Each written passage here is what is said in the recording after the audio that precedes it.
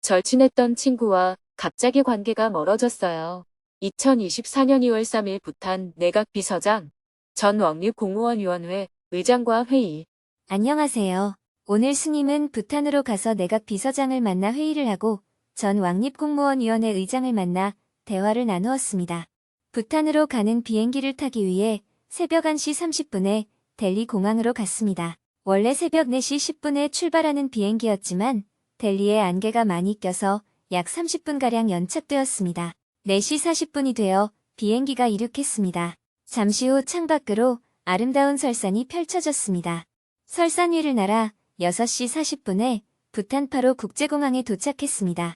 공항에는 부탄 왕실 비서실에서 마중을 나와 있었습니다. 비서실의 안내로 귀빈실에서 기다리는 동안 입국 수속도 빠르게 끝났습니다. 공항을 나와 팀프에 있는 부탄 비구니 재단으로 이동했습니다. 8시 30분에 부탄 비구니 재단에 도착하자 부탄 비구니 재단 사무총장 타시님이 스님을 반갑게 맞이해 주었습니다. 숙소에 짐 정리를 하고 10시부터 BNF 사무실에서 부탄 내각 비서장 캐상데키님과 회의를 했습니다. 함께 이번 답사 일정을 점검하고 향후 프로젝트 계획을 검토했습니다. 회의를 마치고 한식당 산마루로 갔습니다. 이곳에서 전 왕립공무원위원회 의장을 했던 까르마 치팀님과 점심 식사를 하기로 했습니다. 치팀님은 한국의 박진도 교수님이 꼭 만나야 할 사람으로 추천해주신 전 국민총행복지수 책임자입니다. 12시 30분이 되자 까르마 치팀님이 도착했습니다.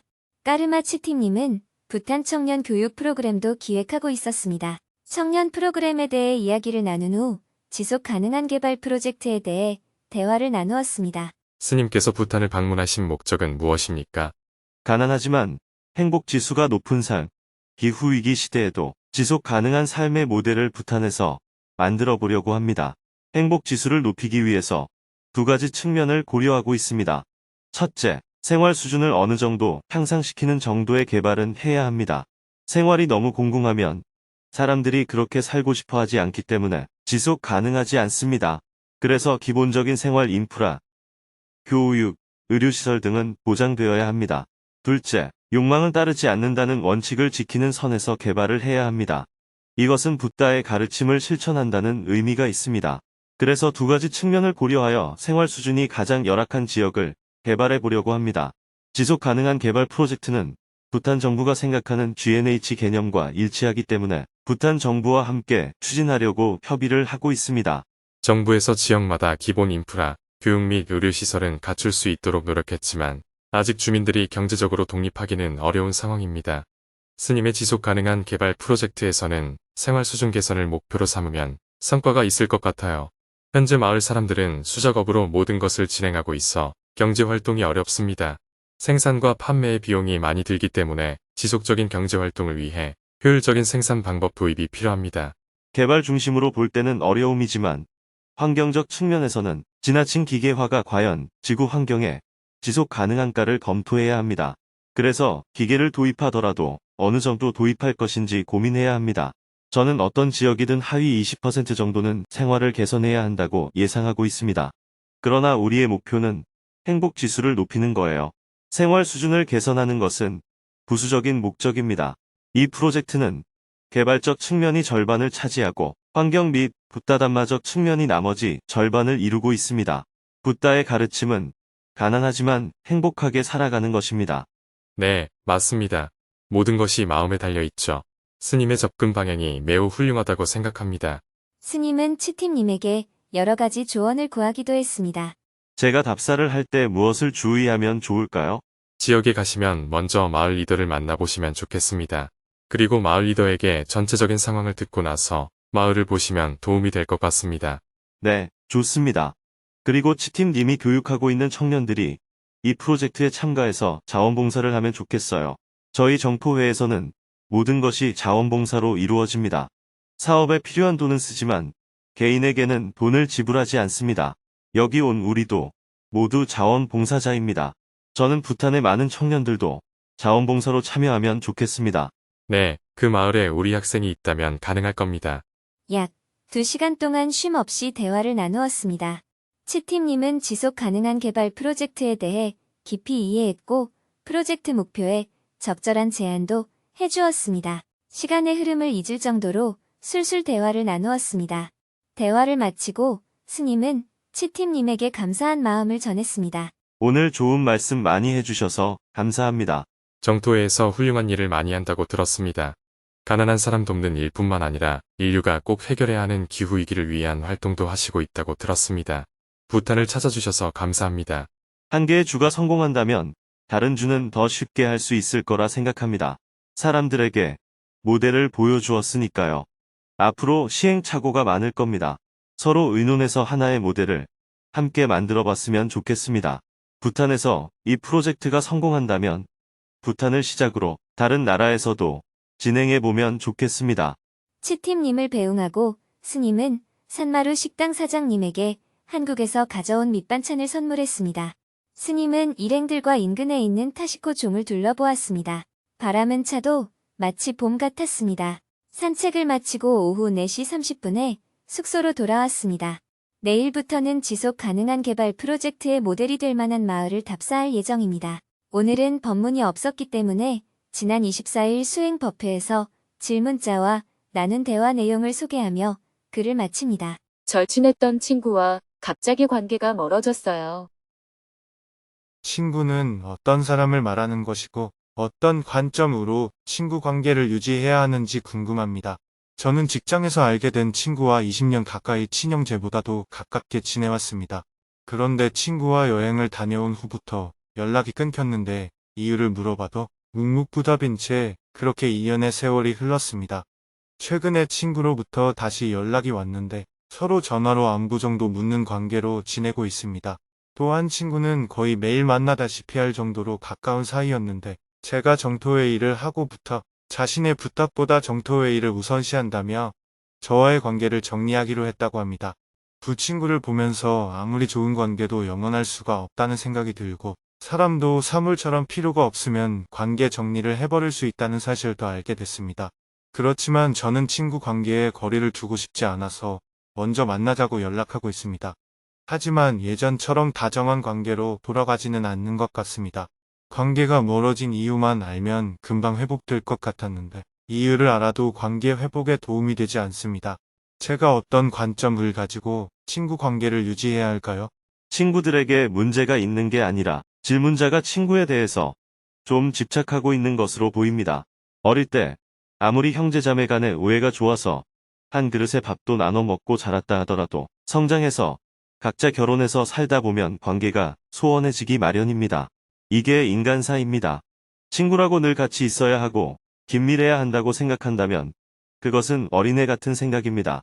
마치 어릴 때 오해가 좋았던 형제자매가 나이가 들어 늙어서도 꼭 어릴 때처럼 다정하게 지내야 한다고 주장하는 것과 다르지 않습니다. 형제자매가 어릴 때는 다툴 일이라고 해봐야 소소한 장난감 같은 걸로 다투는 정도이지 그 외에 크게 다툴 일이 별로 없습니다. 그러다가 성장해서 결혼하고 각자 자녀를 키우면서 살다 보면 부모 재산을 가지고 다투게 되는 일도 생기고 또 그것으로 인해 마음이 상해서 연락을 안 하게 되기도 합니다. 그런 일들이 일어난다고 해서 특별히 나쁘다고 생각할 필요가 없어요. 그게 인간사입니다. 어릴 때 친하게 지내던 친구들도 고등학교나 대학교로 뿔뿔이 흩어지게 되면 관계가 점점 멀어질 수밖에 없습니다. 왜냐하면 각자 새로운 친구로 관계가 옮겨가게 되기 때문입니다. 남자의 경우 고등학교를 졸업하고 가깝게 지내던 친구들과 멀어지게 되는 첫 번째 계기가 군대입니다. 두 번째 계기는 결혼입니다. 세 번째 계기는 직장 생활을 꼽을 수가 있습니다. 이렇게 새로운 인간관계로 관계가 넓혀지면서 과거의 관계에 소원해지는 경우가 생기는 겁니다. 질문자도 정토회에 들어와서 새로 만난 사람들에게 시간을 많이 투자하다 보니까 이전의 관계가 소원해지는 겁니다. 인간사에서 일어나는 자연스러운 일입니다. 대학에 가서 새롭게 사귄 친구들과 시간을 많이 보내게 되면서 자연스럽게 중고등학교 때 친하게 지내던 친구들과 소원해지는 것과 같은 이치입니다. 이전의 친구들과 보내는 시간은 점점 줄어들어서 1년에 한두 번 만나는 것에 불과한데 어릴 때 늘 붙어 다닐 때처럼 친밀하기를 바라고 있는 겁니다. 지금 질문자는 과거에 집착하고 있는 것입니다. 어린아이 같은 생각을 하고 있는 거예요. 사람 간의 관계는 멀찌감치 떨어져서 가끔 만날 때는 사이가 좋다가도 막상 같이 여행이라도 하면서 붙어 지내다 보면 취향이나 성격이 안 맞아서 틀어지는 경우가 생깁니다. 연애를 몇 년간 길게 해도 막상 결혼해서 함께 살아보면 1년도 못 살고 헤어지는 것처럼 말입니다. 떨어져서 가끔 만나는 사이와 같이 살면서 속속들이 아는 사이하고는 그만큼 차이가 있습니다. 사이가 대면한데 며칠 같이 지내보면서 더 친해지는 경우가 있고 반대로 친한데 붙어 지내니까 멀어지는 경우가 있습니다. 먼저 대면한 사이인데 더 친해지는 경우는 기대가 없었는데 막상 가까이서 지켜보니까 생각했던 것보다 괜찮아서 친해지는 경우입니다. 그런데 친한 관계일 때는 서로에 대한 기대가 크기 때문에 막상 가까이서 지켜보면 실망할 일이 많아져서 관계가 멀어지는 겁니다. 결혼을 한다고 할 때는 수많은 남자와 여자 속에서 자신이 고르고 골라서 조건이 맞는 사람과 결혼을 하게 됩니다. 그런데 결혼해서 살아보면 소소한 생활상의 차이점들을 발견하게 되기 때문에 도저히 같이 못 살겠다는 결론에 이르게 되는 거예요. 이것은 인생사의 자연스러운 현상입니다. 그런데 자연스러움을 자연스럽게 받아들이지 못하고 어릴 때 생각에 사로잡혀서 늘 관계의 변함이 없기를 고집한다면 어린아이와 같은 생각이라고 볼 수 있습니다. 지금 질문자는 자연스러움을 자연스럽게 받아들이지 못하고 어린아이처럼 과거의 생각에 빠져서 늘 우리는 우정이 있어야 한다 하고 고집하는 것입니다. 사람은 대부분 자기 일에 더 집중하고 살아갑니다. 친구를 싫어해서가 아니라 자기 일에 집중하게 되면 그 이외의 일에는 시간 배정을 덜 하게 되고 마음을 덜 쓰게 됩니다. 그래서 각자 본인에게 필요한 다른 사람을 찾게 되는 겁니다. 상대방은 자기가 늘 전화하면 받아주고 얘기해주는 사람이 필요해서 친구로 사귀었는데 전화도 안 받아주고 다른 일로 바쁘다고 하니까 자신이 필요한 다른 친구를 찾게 되는 거예요. 질문자가 들으면 서운하겠지만 상대방은 정토회의 일을 나의 일보다 더 중요하게 여기는 사람하고 굳이 친하게 지낼 필요가 없다 하고 생각할 수밖에 없습니다. 저도 불교 활동을 하기 전에는 동네 친구와 학교 친구가 아주 많았지만 절에 들어온 이후 불교 활동에 집중하면서부터는 예전 친구들과의 관계가 소원해지고 거의 수년간 보지 못했어요. 이것이 정상입니다. 나중에 만났을 때 서로 반갑다 해도 그때 말뿐이고 악수할 때뿐이고 포옹할 때뿐입니다. 각자 자기 생활이 있으니까 돌아가면 그걸로 끝이에요. 그저 1년에 한두 번 만나면 반갑다. 그동안 어떻게 지냈니? 하고 그걸로 끝이죠. 왜냐하면 옛날 친구들은 현재 나의 일상생활에 들어있지 않기 때문입니다. 그래서 질문자의 고민도 큰 문제가 아니에요. 친구는 어떻게 지내야 한다고 정해진 건 없습니다. 친구라는 말 뜻이 친한 사람이라는 뜻이지 않습니까? 그래서 이웃 사람이라도 오랜 시간을 가까이에서 친하게 지내다 보면 혈연적으로 맺어진 사촌보다 낫다고 해서 이웃 사촌이라고 하잖아요. 옛날 시골에서는 사촌도 가족이니까 가까이 지냅니다. 그런데 성장하면 서로 멀어져요. 그러나 비록 남이지만 이웃에 있는 사람은 늘 가까이 지내게 되니까 당연히 이웃이 사촌보다 낫게 느껴지죠. 혈연 때문에 친한 게 아니라 가까이 있으면 친해지는 것입니다. 멀어지면 소원해지는 것이고요. 형제나 친척은 어릴 때 가까이 있어서 친해진 것이고 성장하면 각자의 길을 가니까 멀어지는 것입니다. 그리고 혈연 관계가 없지만 학교에 같이 다닌다든지 이웃집에 살면 가까이 지내니까 친해지는 거예요. 그래서 몸이 멀어지면 마음도 멀어진다 하는 말이 있잖아요. 이웃사촌이라는 말은 옛날 사람들이 살았던 환경에서 나온 속담입니다. 누구든지 가까이에서 서로의 생활을 같이 나누면 친해지는 것이지 혈연하고는 아무 관계가 없습니다. 설령 형제라 하더라도 멀리 떨어지게 되면 서로 소원해지는 것입니다. 첫 번째 친구와 관계가 틀어진 이유는 여행을 통해서 너무 가까이에서 보니까 질문자와 취향이나 취미, 습관이 서로 맞지 않아서 상처를 입었을 것이라고 보입니다. 두 번째 친구는 자신의 필요로 인해 질문자와 항상 가까이 지냈는데 질문자가 다른 곳에 정신이 팔려서 자신의 필요가 충족이 안 되니까 다른 대안을 찾는 것 같아 보여요. 그래서 그렇구나 하고 지내면 되지 특별하게 의미를 부여할 필요가 없습니다. 그런데도 질문자가 의미를 부여하고 질문까지 하는 것을 보면 질문자는 아직 어릴 때 생각에 젖어 있다는 반증입니다.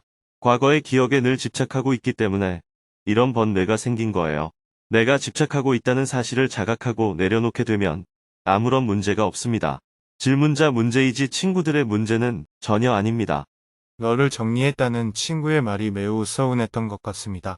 저는 제가 집착하고 있다기보다는 친구가 저한테 집착한다고 생각했습니다.